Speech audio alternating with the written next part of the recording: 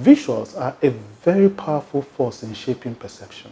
When we see visuals of people that are crossing the Atlantic in rickety boats or crossing the Sahara in very desperate circumstances, it begins to shape the perception of how they see those set of people. I remember I was in a lift in my hotel in Canary Wharf in the UK, alone with a Caucasian young boy, about 5 years old, and we're going from the top floor to the ground floor, and he found his voice and he asked me if I knew Black Panther.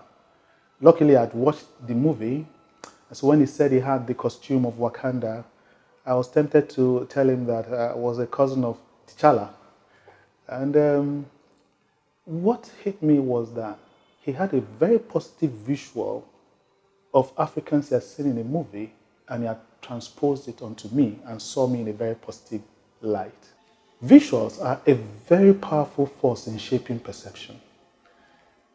And when we see visuals of people that are crossing the Atlantic in rickety boats or crossing the Sahara in very desperate circumstances, it begins to shape the perception of how they see those set of people.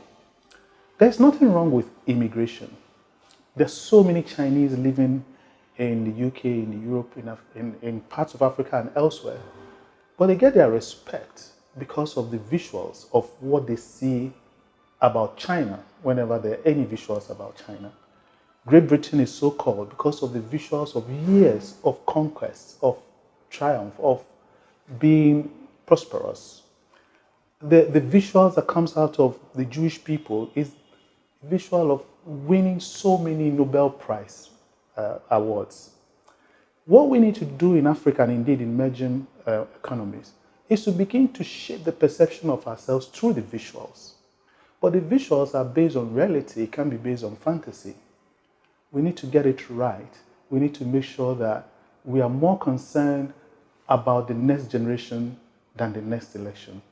We need to produce movies of our own, music of our own that provide a positive visual consistently over time, because visuals are extremely powerful in shaping perception.